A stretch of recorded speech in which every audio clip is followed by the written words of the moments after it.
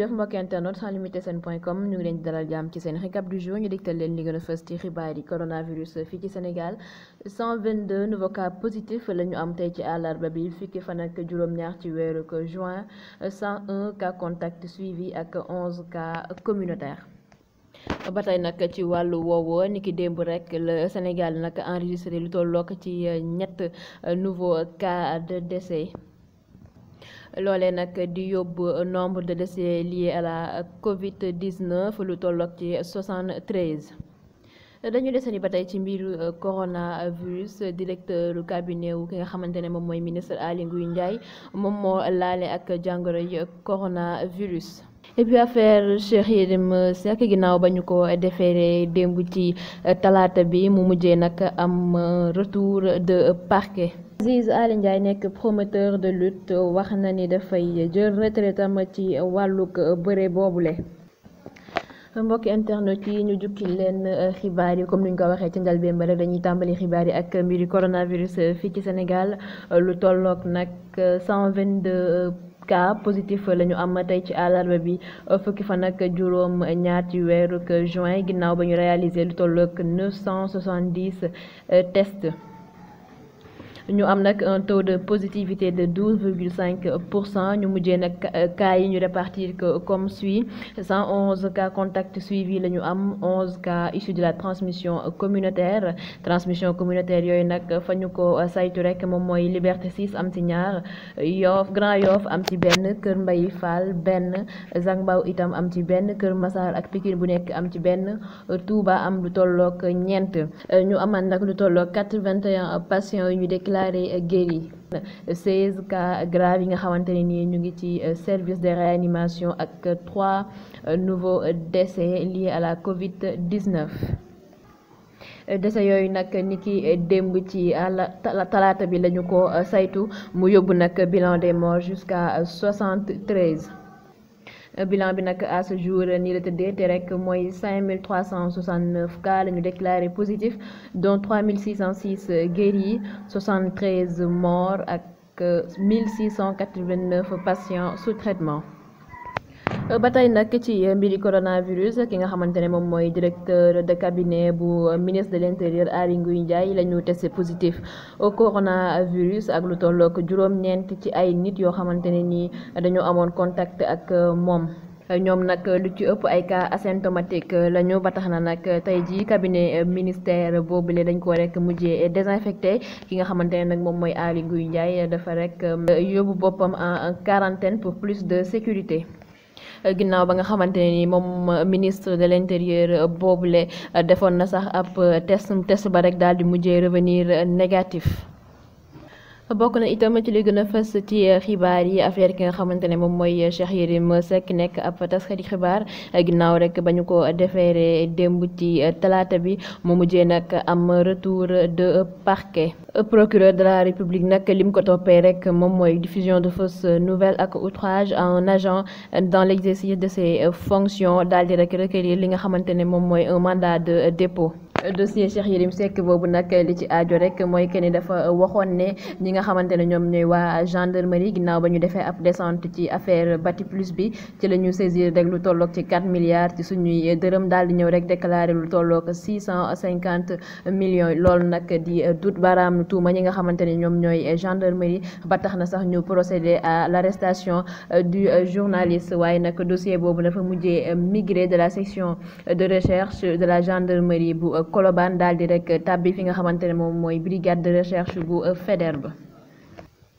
lu yees nag itam am na ci biir Cheikh Yérim Seck boobule ndax ñu ngi ñuy yëgal ne rek mën nañ ko inculper et placer sous contrôle judiciaire pour fait yi nga xamante ne moom lañ ko toppee waaye nag loolu mën nañ ko amal ginnaaw ba muy rek janoo ak le doyen des juges d'instruction. ci noonu rek mën nañoo jàpp ne donc ab mandat de dépôt mënuñ ko rek jox waaye nag dinañ ko permettre mu dellu ci ay këram waaye nag dafay rester rek à la disposition de la justice bi nga xamante ne ni mën nañ ko convoquer à tout moment pour les besoins d'enquête. Aliou Tine nekk ki nga xamante ne ni moom mooy layal àqu ak yelleef doomu aadama yi na yàbbi itam ci kaaw ki nga xamante ne moom mooy Cheikh Yérim Seck li mu wax rek mooy que ne nguuru Sénégal dafa war a rek protéger la liberté de la presse ak ay lanceurs d'alerte yi itam ci noonu rek la wax ne une enquête judiciaire lañu war a taxawal ci révélation yi nga xamante ne ni moom la Cheikh Yérim Seck ngir mën a xam ndax gendarmerie laale na ak mbir moomu. Donc pour Aliou Tine nag ki nga xamante ne moom mooy Cheikh Yérim Seck warul benn yoon des fi nga xamante ne moom mooy prison. Ci même logique boobu rek le conseil des diffuseurs et éditeurs de presse du Sénégal CDEPS daal di rek ñoom it wax seen xalaat ci mbiru ka Cheikh Yérim Seck boobule ndax jàpp nañu ne ab taskati xibaar waruñ ko tëj benn yoon alors que fee yi nga xamante ne moom lañ ko reproché établir guñu ko ndax it nag loolu dafay susciter rek ab inquiétude quant à la liberté de la presse et la liberté d'expression. Pour ñi nga xamante ne nag ñoom ñoo sekk CDEPS bile situation bii rek dafay poser encore la nécessité de la dépénalisation ou déprisonnalisation des délits de presse. Ci noonu rek le conseil des diffuseurs et éditeurs de presse du Sénégal ñoom li ñu bëgg rek mooy que ne ñu bàyyi ki nga xamante ne moom mooy Cheikh Yérim Seck ndax mu mën a rek comparaître librement devant un tribunal en cas de jugement. Ba tey nekk ci affaire yi Bati Plus ki nga xamante ne moom mooy Cheikh Yérim Seck nekk ab taskati xibaar mujj nañ ko inculpé et placé sous contrôle judiciaire ki joxe ndogal lool nag mooy le doyen des juges d'instruction ginnaaw bi nga xamante ne ni def na ñaari fan ci garde à vue. Moom nag ginnaaw ba ñu ko bàyyindee rek ngir mu dellu ci ay njabootam li mu njëkk a xamle rek mooy que ni mu ngi jaajëfal askanu Sénégal bi yëpp ci soutien bi nga xamante ne ni moom la ñu ko apporté ginnaaw ba ñu yégee ne rek teg nañ ko loxo ci mbir mile. Bokk na itam ci li gën a fës ci xibaar yi témoignage yi nga xamante ni ñi nekkoon Miss Sénégal def nañ ko ci ki nga xamante ni moom mooy ndem si yàlla Moïse Ambroise Gomis Miss yooyu nag ñu mën cee lim Madina Camara Seydi Aminata Diallo ak ñeneen ñi nga xamante ne nii ci ay loxo yi ki nga xamante ne moom mooy Ambroise Gomis rek la ñu jàll ñoom nag li ñu wax rek mooy que ni c'est grâce à Moïse Gomis boobule que ñu mën a rek réaliser seeni rêve ba tax na nag tey ji ñu njor seeni entreprise di ko doxal. Lu ëpp nag ci seede yi nga xamante ne moom la ñu defal ndem si yàlla soosule mooy que rek Moïse nekkoon na koo xamante ne nii ku yaatu la woon bëgg nit te bari woon lool yërmande. Moïse Ambroise Gomis nag génn àdduna ci ay juróom ñett fukki at ak ñaaram ñu mujj ko denc nag fële ca sëgi Yoff di ko ñaanal rek suuf sedd ci kawam. Aziz Ale Ndiaye nekk promoteur de lutte wax na ci émission Bantamba niki démb que ni dafa jël rek retraite am ci wàllug làmb ci noonu rek la wax ne dootul gungeeti benn lutteur ci arène bi.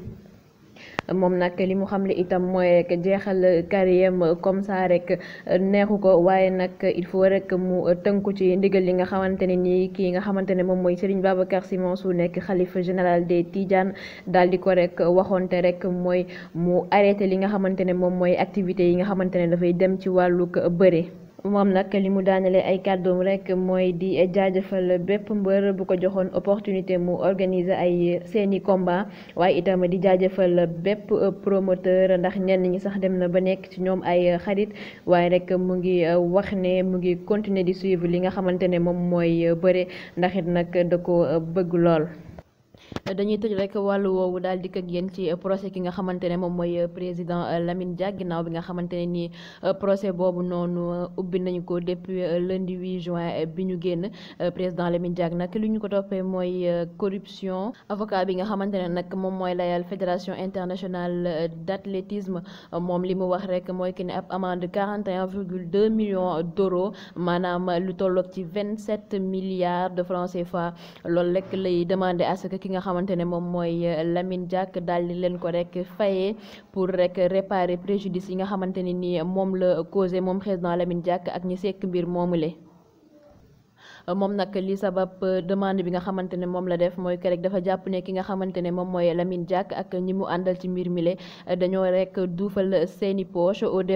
dépens de l'IAF. mbokkente noonu sans limite seen.com loolu nekkoon xibaar yi bëccëg bi cant ak ngërëm ñeen leen di leen jox dig daje ëllëg jërë ngeen jëf.